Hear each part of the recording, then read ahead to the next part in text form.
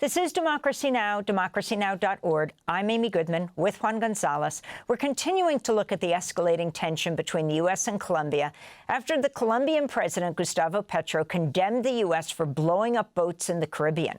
This week on Truth Social, President Trump called Colombian President Petro an illegal drug dealer. He's also called him a lunatic, speaking on Air Force One. You look at the fields.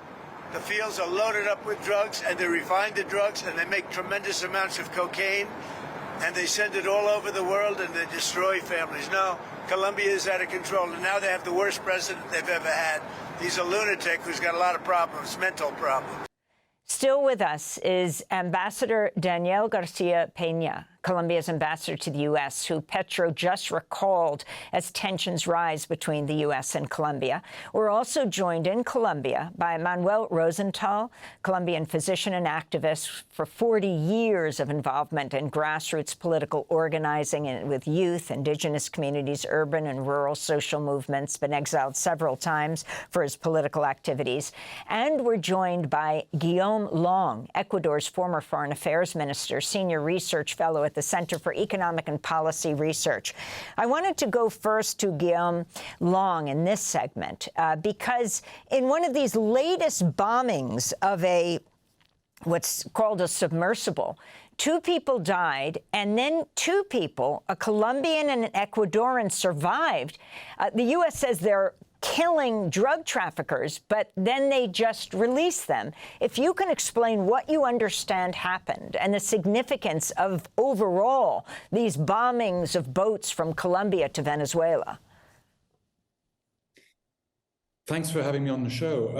Well, I mean, there's very little information. This is the whole point. And I think Ambassador Garcia Peña was very clear in saying that we do not have information. The United States has not provided information on who the people it's bombing actually are. And in the case of the latest bombing you mentioned, including a Colombian and an Ecuadorian citizen, there was no evidence provided that they were dealing in drugs, they were drug traffickers. In fact, as you rightly said, the Ecuadorian citizen was returned to Ecuador, and Ecuadorian authorities did not prosecute that citizen, despite the fact that the Ecuadorian government is very close to the Trump administration. There's a real political alliance between the Noboa administration in Ecuador and the Trump administration in the United States. In fact, even the prosecutor general in Ecuador has been seen as perceived as very close to the United States, as playing ball with the US war on drugs, with now plans to reintroduce a US military base in Ecuador and so on and so forth. So there isn't the same political tension between Ecuador and the US that you do see between Colombia and the US. But despite this, Ecuadorian authorities did not prosecute the Ecuadorian person that was handed over by US authorities. So you would think that if it had been the slightest element of evidence, they would have really prosecuted that person, put them into jail, so on and so forth. So there's none of this. And I think this speaks very loudly about what the broader phenomenon has taken place in the Southern Caribbean. It's essentially a bombing campaign that's for show. We haven't been given any evidence of whether these boats that have been bombed are actually carrying drugs. We also know, I mean, the whole hypothesis of that coastline, particularly Colombia and Venezuela coastline, and in particular the Venezuelan coastline, the Caribbean coastline of Venezuela, being like the key conduit for the trafficking of drugs to the United States. That whole hypothesis has been largely debunked.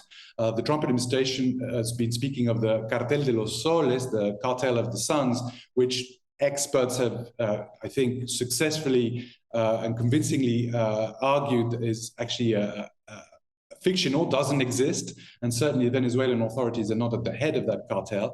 And we know that the bulk of the cocaine being trafficked into the United States is not leaving from that coast. It's not leaving from Venezuela.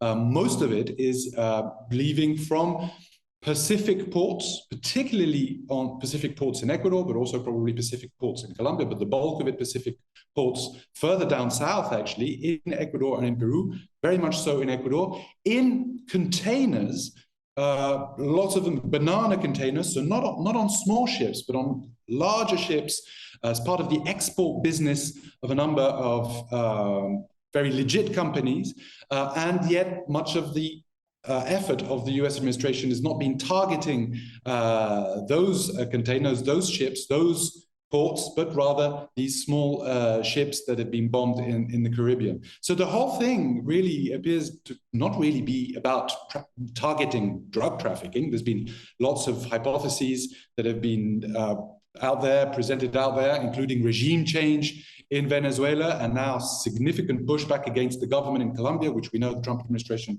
doesn't like. And there's been a history in the last 6 months of tensions between Colombia and the United States, starting with, protesting deportations of migrants back when Trump was elected, but of course, Petro's policy on Gaza, his membership of the Hague Group, which he co-chairs with South Africa to hold Israel accountable for its crimes under international law. So there seems to be a much bigger political context, if you like, behind this than really going after drug traffickers, which seems to be the last of the, not at all the main goal of the US administration, I would argue. Yeah, I'd like to bring in Dr. Manuel Rosenthal into the conversation.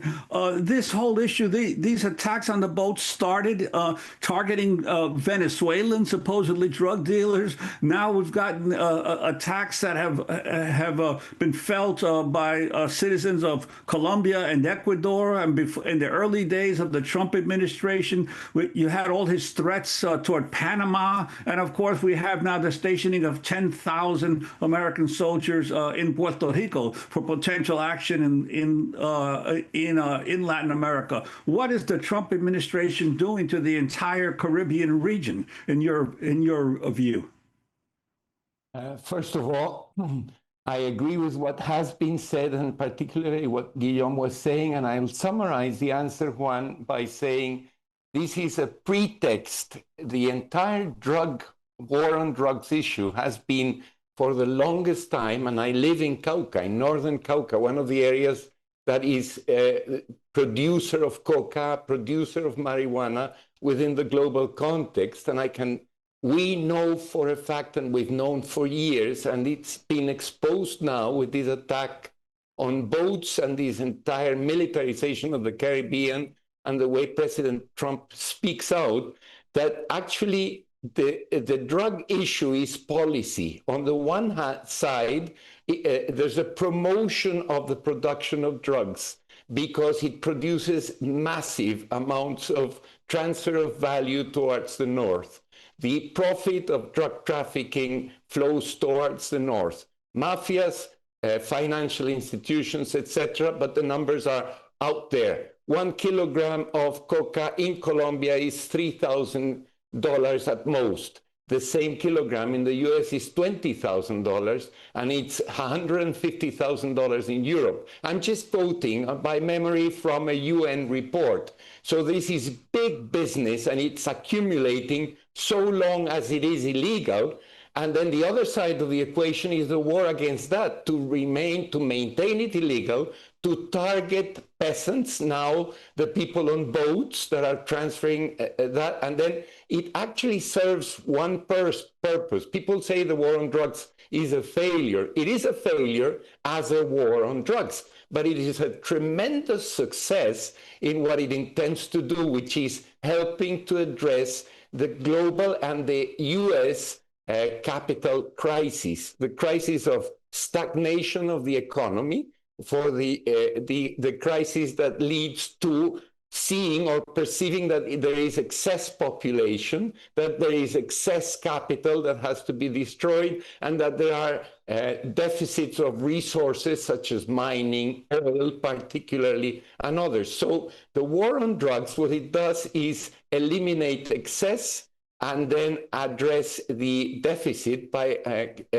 targeting on territories. One could ask the question, and Guillaume is here and would know better than me, why is the Noboa family and Noboa president and the banana plantations that he mentioned, and we all know, have been involved in drug trafficking, or should at least be investigated seriously, not touched? And yet the target is President Petro, who one can say anything good or bad about his policies, but he is not a drug trafficker, and his approach to the whole drug issue is the exchange of the drug production for good conditions and living conditions for people. So when you put tariffs on these legal products, then you're forcing people into the drug trade, and then you kill them. We have to leave it there, but we're going to do an interview in Spanish with all three of our guests. Dr. Manuel Rosenthal, thank you for joining us from Cauca, Colombia.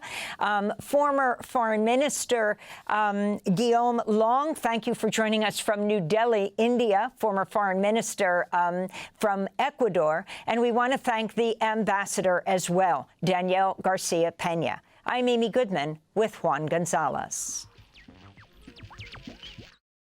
Thanks for watching Democracy Now! On YouTube. Subscribe to the channel and turn on notifications to make sure you never miss a video. And for more of our audience-supported journalism, go to democracynow.org, where you can download our news app, sign up for our newsletter, subscribe to the daily podcast, and so much more.